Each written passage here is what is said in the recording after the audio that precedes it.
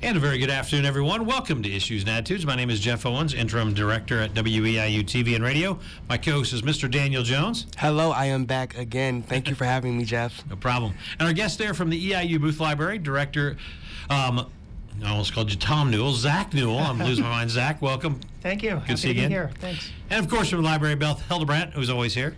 Right? Nice to be back. Public relations and all the stuff over there at the library. Well, obviously it's been a crazy year, all this since March 2020. So why don't we talk, before we get into some of the things that we want to talk about with what the library is offering and doing differently, just overall, how has COVID affected your operations over there at Booth? I think by and large we've had to take a pretty careful and slow approach to opening our doors. I mean, we've been open since the end of March, right? Early April. We never fully closed, but we were open in a limited capacity.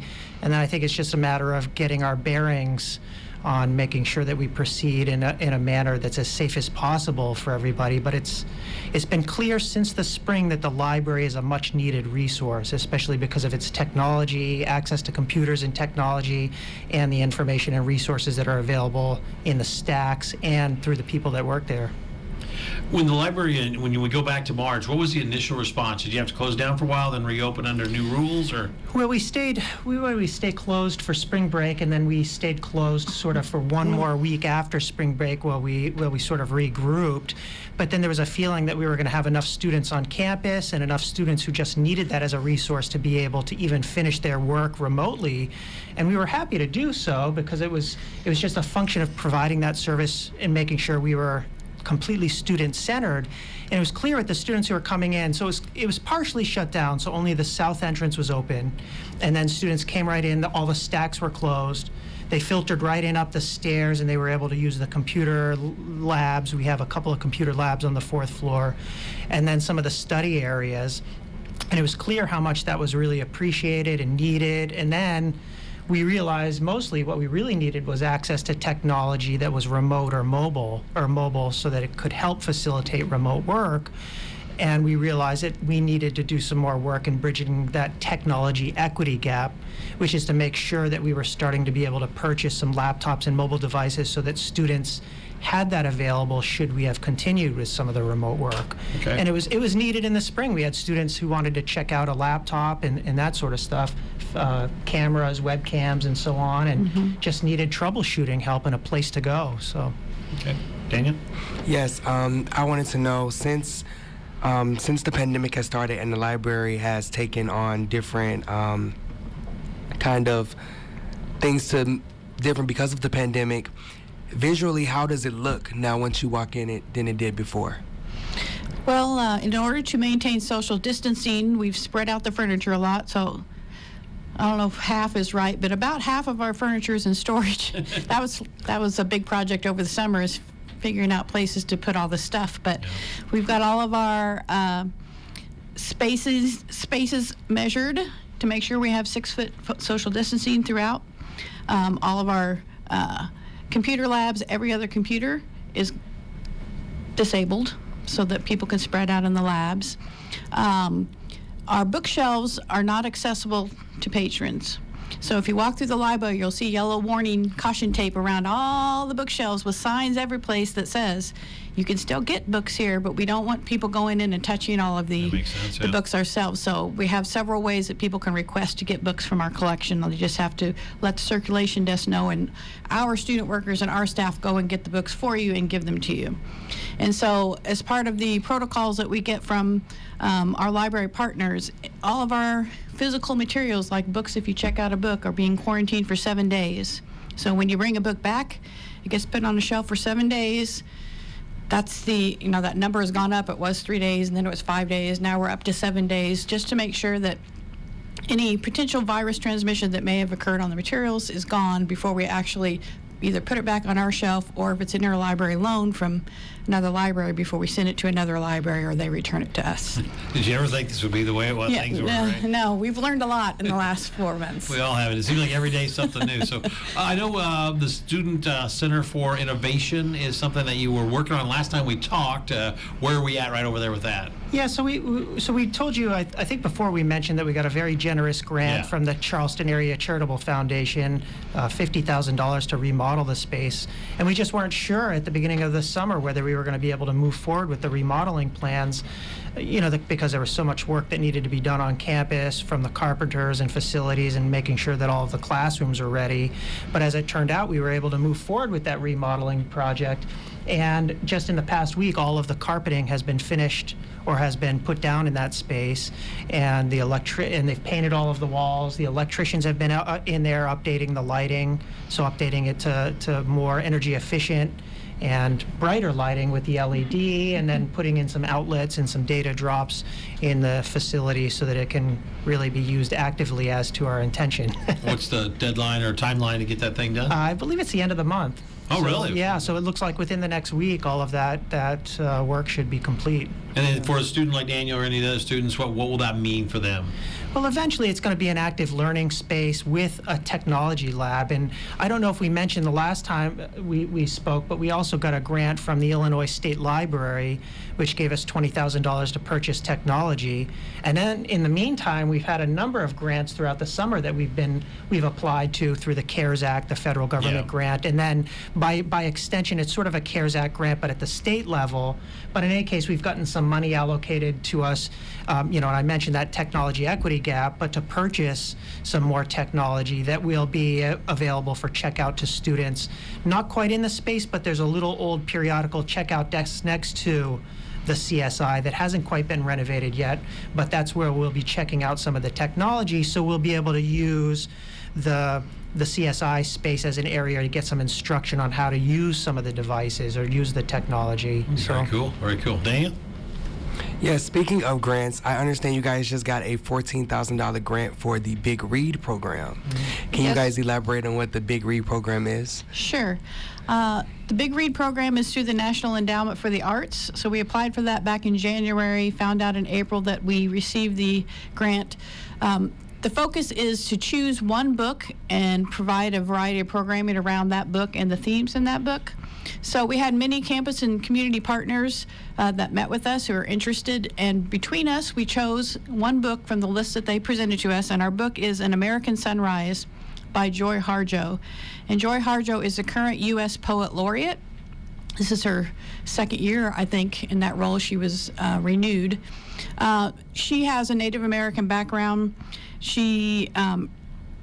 The book that we are focusing on is a book of poetry. Don't get scared by that, because some students aren't crazy about poetry, but her poems are very, seriously, I've read the book, and they're very interesting. It's all about her native peoples who, her ancestors lived in Alabama at the time, but as far as part of the Indian Removal Act in U.S. history, the Trail of Tears, they all had to move from their homeland and eventually ended up getting moved to Oklahoma. And the stories that have been passed down through the generations from her ancestors, and what that's like, and what her family have gone through, and the way it's affecting even her generation today. So that's the focus of the book. So a lot of our programs will be related to that. Perhaps the history department and English departments will be are here on campus, are interested in participating, perhaps with something about the Indian Removal Act, what that's like. Gotcha. The Illinois tribes, like the Peoria tribe, also got removed from their lands and also eventually ended up in Oklahoma. So there's a local tie-in there. When the group decided to pick, her, what stood out that made you just kind of gravitate? We had narrowed it down pretty quickly to about 4 or 5 titles that we thought were the best. Both because we wanted this to appeal to junior high and up, so we kept that in mind, because we do have some Charleston teachers and area teachers who, through the Regional Office of Education, will be getting free copies of this book in hopes that they will use this book in their classes. And that's one of our partners. We're very excited about that. So we wanted to make sure it wasn't too in-depth, that it would be hard for our younger community members to participate in. But we also wanted something that kind of spoke to the environment around us today. This was pre-COVID when we applied for this grant and chose the book.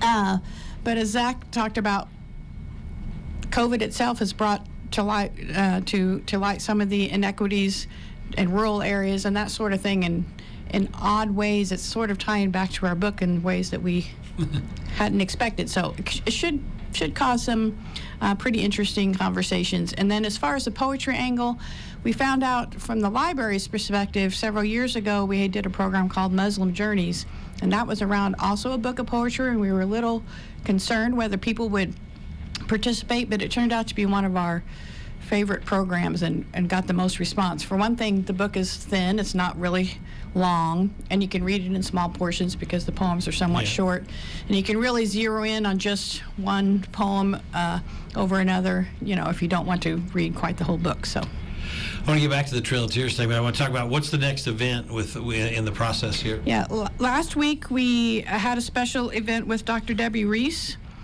She gave a virtual presentation. It was going to be in person, but everything's gone virtual this semester. She runs a blog called American Indians in Children's Literature, and she's quite well known around the country for that. So her program was called From Wilder's Little House on the Prairie to Harjo's American Sunrise, Words Matter. And so she compared the Little House on the Prairie books, which many people have read, to Harjo's book, and talked about some of the images and the way things are portrayed and how it may be unfair to Native Americans from the Wilder book. But I mentioned that because if you weren't able to tune in last week, it is now available on the Booth Library YouTube channel. So if you're interested in watching that, it's available for 30 days. But coming up next, the next public event we will have is on November 9th. We received an Illinois Humanities grant to bring in a speaker from Northern Illinois, Kim McIver-Segovas. She will be presenting a peek into the American Indian way of life through their history and oral traditions. Again, originally this was planned to be in person. It will be presented virtually, but she comes in costume, so hopefully we'll be able to portray that through the camera angle. And she... Well, maybe by November 9th she can come. We don't know. Well, Let's have some hope. I think Illinois Humanities has already said all the fall really? programs will be virtual. I was pulling for you. So yeah, she gives this presentation elsewhere in the state, so she's probably more of an expert at this than we are. But she usually does some traditional dance and storytelling in costume, so that should be pretty interesting to people. Can we say that we're working on getting the author to do something, right? Yeah. Joy Harjo herself, the U.S. Poet Laureate. We're working with another library system in Florida who also got the big Reed grant, is also focusing on her book. Yeah. And It'd be nice if you could do like a little video, even a pre-recorded piece. We're working on a virtual presentation, perhaps with her later on. We're hopeful. We're hopeful. There you go. I'm going to Trail of Tears. That kind of stuff's always fascinated me. And I'm going to put you on the spot, Beth. I apologize, but is there anything a poem or something, a part of a poem that really stands out from? Because obviously they would have went from Alabama to Oklahoma, which is a pretty good trek across part of the country. Anything stand out like when she was talking about that? I should have brought the book with me, and I could have read from the favorite poem. I didn't think of that. That's really cheating. We don't want. However, her family had to travel more than 1,000 miles by foot. Yeah. And, stories have been passed down through the generations of what that was like. There's a very... well, they had to cross the Mississippi, too. Right. Yeah. Right. There's a very touching poem in the book when her mother is close to dying and the conversation that they have together. That's my favorite part of the book. I can't remember off the top of my head what that poem is called. But it's pretty amazing. It seems like, when you read it in your history books that happened a long time ago. Andrew Jackson's time. And it was a long time ago. However, we still have reservations around the United States today. We still have a lot of Native peoples who are living on those reservations. Even if the people who are living today, Native peoples living today, didn't experience it firsthand, they're still affected by that, just not only through their ancestors, but just the opportunities that are available to them in today's society. So. Wow. Do you know how did they take boat across the Mississippi? I don't know about that. Because I don't know if you've ever been down. If you've been close to everybody's seen the Mississippi, but if you're right by it and you wonder how did people get across that way back when they're forced to be across, so they have no choice. Yeah. It's just amazing how big that river is. So I don't know. If we get to have her for a virtual presentation, maybe we'll ask that question. Find out, please. So the other good news is you have a new podcast. So talk about the podcast. We do. Actually, thanks to the technology grant that Zach mentioned earlier from the Illinois State Library, among the new technologies we were able to purchase is podcasting equipment. Because the CSI is under renovation, all that stuff is also tucked here and there around the library. And when the renovation is done, we'll be able to put it all back and actually have a podcasting studio in there that other people on campus will be able to use. For now, the library has started one. 2 of our employees, Joseph Morris and Logan Braddock, are leading those. The first one is up on our YouTube channel. We have 2 more finished that will be posted in the next couple weeks. But the first one is all about comic books. Logan and Joseph both have a shared interest in comics. Of course, as you know, last time we were on the show, we were promoting our Comic-Con. That was supposed to be in the spring. That got canceled because of COVID. Maybe we'll be able to bring that back someday. We'll see. But that's sort of what sparked this first topic. So they talk about our graphic novel collection in the library, some of the cool stuff we have there. So if you're into graphic novels, you want to listen to that. And you can't go to the shelf and pick it yourself, but you can go online, see what we have, and then our circulation staff will be glad to get it for you. So they talk about their favorite comic books and favorite comic book characters, and I learned a lot because I'm not a comic book person. Future episodes, the next one is to talk about our media collection, so the DVDs and CDs and music that we have available. And the third one is an interview with Zach, which I haven't listened to yet. So, Zach, would you like to give us some insight to that one? Well, most of it, I think, is about the CSI space. I mean, once we had a vision for it and we were able to get some technology in there, as we see with both Logan and Joseph, they were very excited to utilize that technology in a meaningful way, and we're excited about doing a podcast. They said, "Well, what was your vision for the CSI? How did this evolve? You know, where are we going with the space?" And I kept saying, "Are you sure you don't want to know anything else about me? Anything else that might be a little more exciting?" And they said, "No, this is exciting stuff." So, well, it's going to be neat when you think about when it's finally done and we're released from all this stuff that what people can do over there. I mean, it's a great thing for the university, let alone the fact for the library.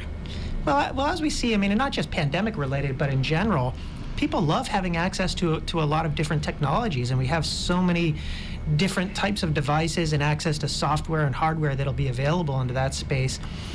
And you hear about libraries and their access to information as sort of the backbone of democracy in a way. So I feel like, in a sense, we're really democratizing access to that technology and this hardware, software, in a way that's evolving the library that's different from just access to books.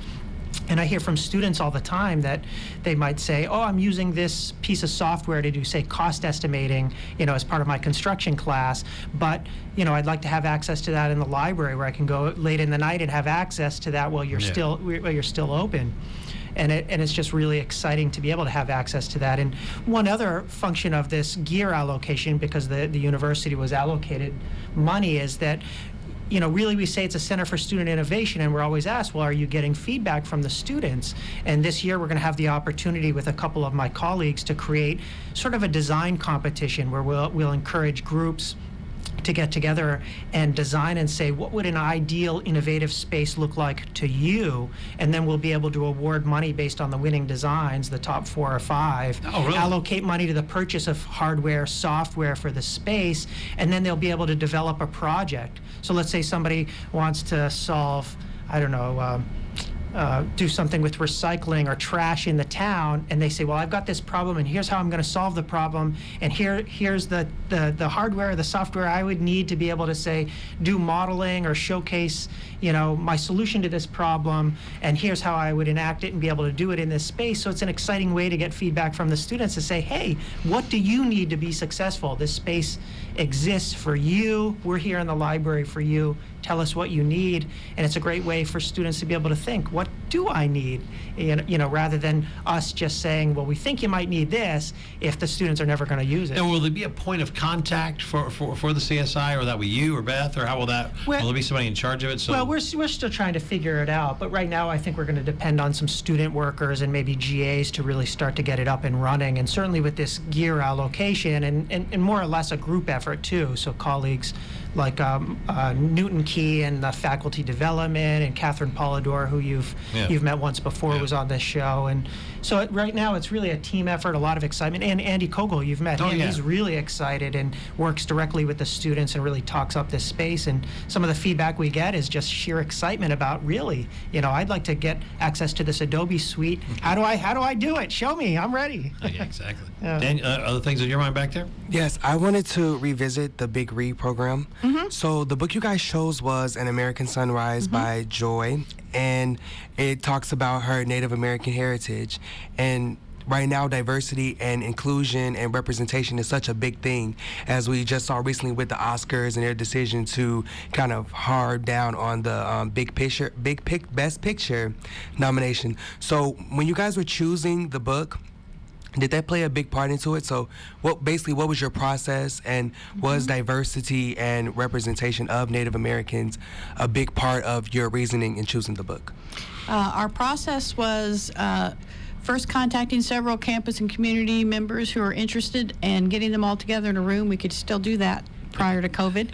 We had several meetings in the library with our partners talking about what kind of book that we wanted to choose. Diversity did come up several times in conversation, and I can't remember off the top of my head the other finalists that we had before we actually chose Harjo books, but several of them spoke to that because it's something that people are talking about, and it was a way to open up avenues of conversation. And like we said, we really wanted to choose something that would connect with students. We hope faculty and staff and everybody in the community reads the book too, but EIU students are going to be, at least some in their English classes, are going to be reading the book, and as I said, high school, Charleston High School, and others are going to be using the book. So we wanted it to connect to what's going on around them right now. We don't have a big Native American population around here, so I think maybe that isn't mentioned as much as maybe some of the racial and religious groups that we hear with the Black Lives Matter movement and those kinds of things that are in the news these days. But it is another underrepresented group, and there is a lot of Native American heritage in Illinois that a lot of people don't know about. So hopefully those conversations can come up. Yeah, hopefully it's a great learning opportunity. Yeah. Oh, yeah. And did I see where if somebody really wants a copy of the book, that there's free copies That's right. available? I forgot to say, as part of the grant, as part of the grant, we were able to purchase several copies of the book. So if you'd like one, they're at the library.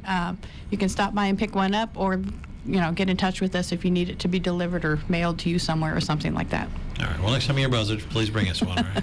Yep. Because she looked at me when she said it's a poem book. Like I didn't. You automatically assumed I didn't like poems. You're the host. I was just looking at you. Oh, okay. I got that. Yeah. So I do actually. Maybe working on the assumption anecdotally that a lot of people don't like poetry or don't know how to read it, but it really gives us a versatile avenue in order to tackle. Well, when you're reading, sometimes when you feel like when you're reading a book, you have to find a place to stop reading. With poetry, you can stop whenever you want and come back. That's right. Yeah. So there is that aspect to it that I like. My buddy just wrote a book that we had him on right before COVID, and it was about law enforcement, and it was all different chapters of like the middle aspect of being a police officer and what it affects you. And his book was written, like that, like 4 or 5 pages, and you could stop and come back anytime. And I really, that's why I think the best books are that way, where you can anywhere pull, kind of pull out a little bit. And I'm going to ask this question because I ask her every time, and then now I know I'm going to get an answer today. The oldest book at the EIU Booth Library is? I did my research this time. It's from 1553. 1553. And of course, this isn't a book that's just sitting out on a shelf somewhere. It's down in our special collections in university archives, so it's in a climate-controlled setting, and we can preserve it. But it's in German. But from as far as we can tell, it's a book of Martin Luther's interpretations of Holy Scriptures. So we have that. And then our second one is from 1668. It's in Latin. We have to do some research just to read the title and see what this was about. But it's the works of Cornelius Tacitus, who was a Roman historian and politician. So those are our 2 oldest books down in special collections. Any backstory on how Eastern obtained them, or is there anything else? I do not know. That's fascinating. 1553 and 16. Yeah. I mean, that's. I know that is pretty cool. That's actually pretty old for us. It's very old. I mean, you think about it, that's 500 years, right? I mean, I'm not good at math, but in my mind, 15 to 20 is 500 almost. Yep. So I appreciate you looking that up. The things like that always intrigue me, but then I don't know why, but I just think that's neat that there's something like that this old on this campus. Sure. And kind of a cool story. So we got a few minutes left. We're talking with Zach Newell and Beth Heldebrandt from the EIU Booth Library. I guess anything else that's going on that we need to know about since we're down to our last couple minutes that have I forgotten about or that's happening? Well, we all know EIU is having its 125th celebration this year. So Booth Library has gotten involved in that in a little bit of ways. In one, that we are putting together an exhibit in the library. Still in process. It's not all up yet, but some of it that is up is we have a special panel about the hauntings of Pemberton Hall. So if you're interested in that, you can come read about that story. Those of you who are living in Pemberton Hall right now, you might want to know a little bit about the backstory of what's happened there. So we have an exhibit on that. We have an exhibit of a child who was actually raised on campus as far as the child care lab back in the day, and there was a little bit of controversy around that from child experts, but we have a whole window with pictures of the little boy and Now, when was that? I think it was back in the 40s or 50s, you got some of our high schooler. But some of us back in high school might have got sent home with like a doll to learn how to take care of children. Well, back in the day, college students who were here working in childcare actually had a live child that somehow through the foster system was assigned to the university.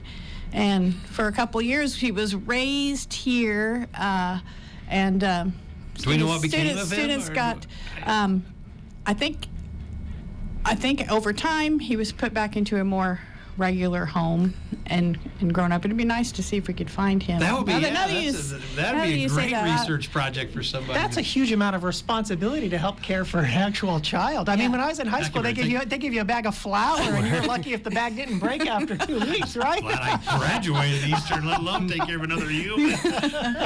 So we do have more information about that. And then in addition to EIU's 125th year, this is Booth Library's 70th year of the opening of our building. WEIU's 35th, so we'll just continue. Ooh, milestones all over the place. So we have a special exhibit, of course, about how Booth Library came to be, and Mary J. Booth, the longest-serving librarian on campus, and her mission to create an actual library, because it started out stuffed into a corner of Old Main and then kept getting bigger and bigger and bigger until it was practically overtaking Old Main, and eventually she was able to get her own freestanding building.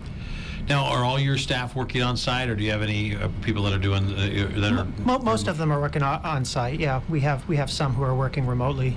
Okay. And I just want to take an opportunity to give a big shout out to all of the faculty, staff in the library. They've done some amazing work since the onset of the pandemic, and really been creative in offering services to students, faculty, and staff. And it's just been really incredible. One of the features, if I may, is the research librarians, staff and librarians have been working with these kiosks so they can remotely do video chats and video conferencing remotely for those who need help. So students can walk in or from almost anywhere connect virtually, face-to-face via video conferencing with a research professional and get the help that they need for their class. So that's just been amazing, really. Okay. You took that right up to where I needed it to be, Zach, so I appreciate it. So Zach and Beth, thanks for coming in today. We learned a lot about what's going on at the Booth Library. Obviously, we'll have you back here soon, and we'll talk about what's up next. So thanks to all your work, and I hope you guys have a great semester. Thanks for having us. Appreciate it. This is WEIU. Everybody, please have a great day.